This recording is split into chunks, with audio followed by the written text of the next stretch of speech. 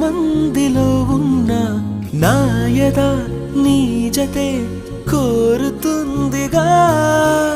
ఒంటరి దారిలో నాకు తోడువైనావు, ఎన్నడూ నీడగా వెంట ఉండవా.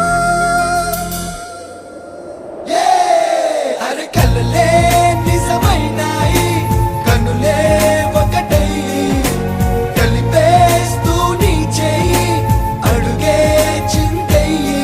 మన స్నేహాలు సావాసాలు కలకాలాలకు కథ కావాలి.